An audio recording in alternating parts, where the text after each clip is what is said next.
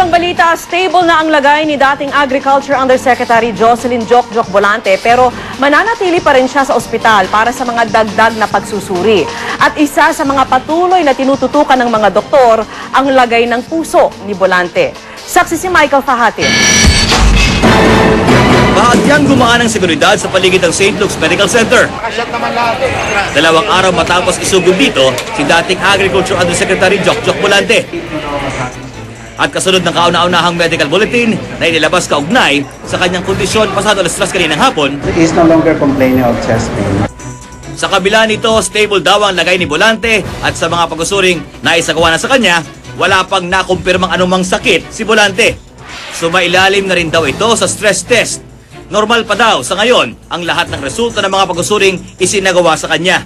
Pero kailangan pa rin daw itong sumailalim sa karagdagang pagsusuri. I just want to make sure that in the next few days, when he is going to engage in these stressful activities in the coming days or weeks, these activities are not detrimental to his health.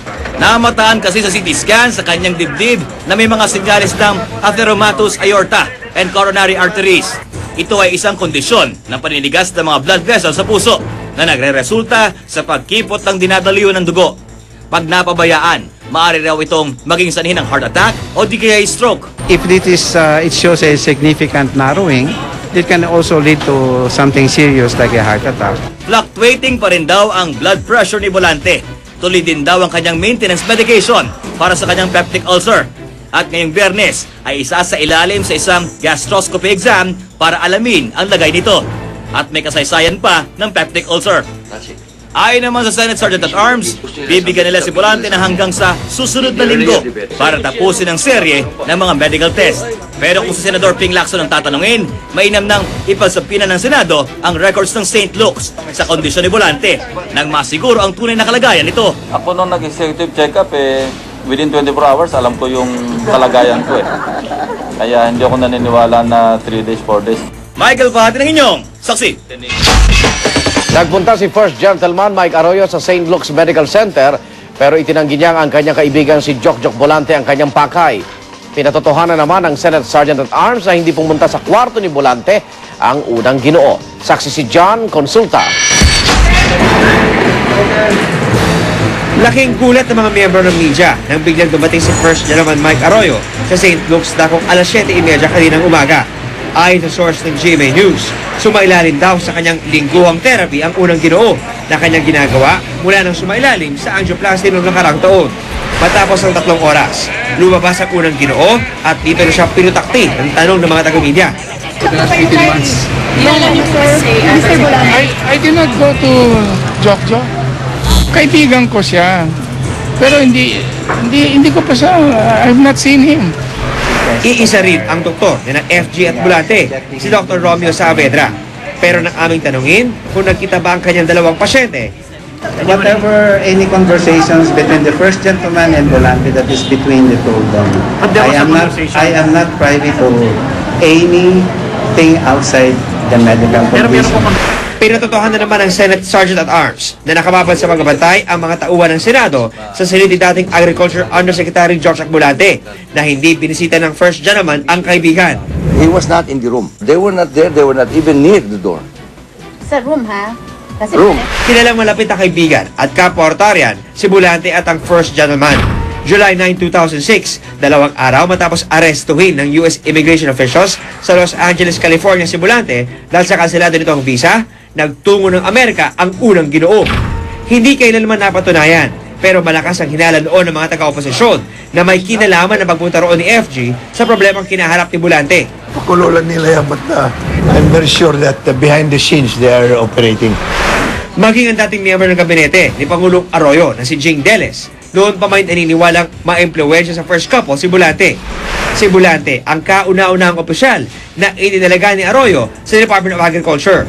known by so many as being an influential character, and yet I never saw him in cabinet. I did not see him attending NAPSI meetings. Depensa naman ng palasyo. Ginagamit lang daw ang issue ni Volante laban sa Pangulo. Pero nananatili pa rin daw itong nakatutok sa trabaho. Ako si John Consulta, ang inyong Saksi! Napalitan ng galit ang hinagpis ng isang pamilyang namatayan. Ang dapat kasing paglalamayang labi ng mahal sa buhay, napalitan ng ibang bangkay. Saksi si James Velasquez. Labis ang paghinagpis ng pamilya Leoncio sa pagpanaw ng kanilang padre de pamilya nung nakaraang linggo. Pero ang kanilang pagdadalamhati, nauwi sa galit ang buksan na ang kabaong. Sa halip kasi na labi ng yumaong kaanak, katawan ng ibang tao ang nakahimlay. Maliit, tapos maitim, may nunal, tapos iba po yung mata, tapos yung head niya, parang dito pipi, tapos dito hindi kamukha nung sa daddy ko. Agad daw nila itong inireklamo sa mga nooy naroon na tawa ng St. Peter's Memorial Chapel, ang puneraryang nag-asikaso sa burol ng ama. Pero sa halip na maniwala, nagdahilan pa raw mga ito na posibleng epekto lang ng inineksyong gamot ang pagbabago sa anyo nang hindi naman pala si Tatay Juanito. Ang sabi ko sa kanila, kung hindi nyo ilalabas yung patay namin, ang sabi ko, tatawag ko ng pulis, ipapablatter ko kayo. Matapos matagpuan ang katawan ni Tatay Juanito, agad namang humingi ng tawad ang mga taga St. Peter's. Before bringing it up, we always try to confirm with the client, ito ba ho yung relative ninyo, and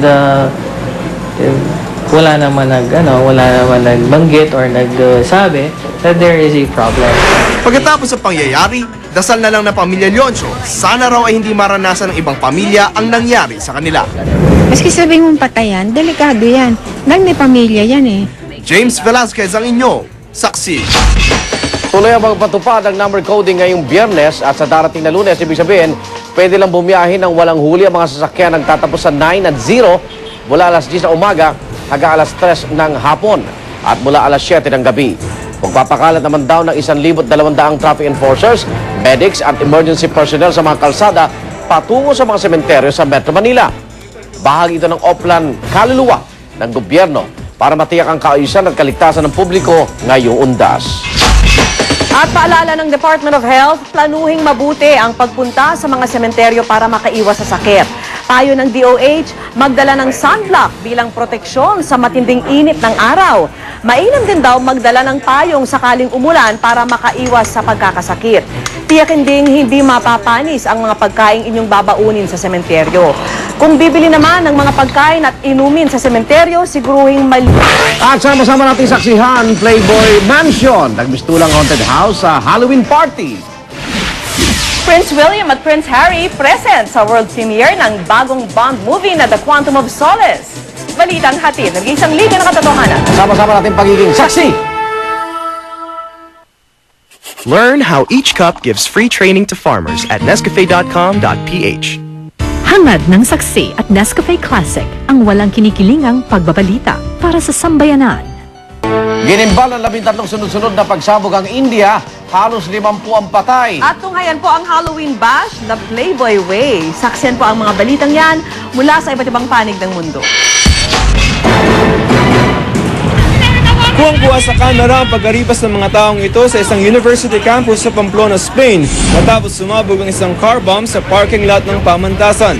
Di bababa sa 15 ang sugatan, wala pang umaako sa insidente pero isinisisi na ito ng mga otoridad sa isang militant separatist group.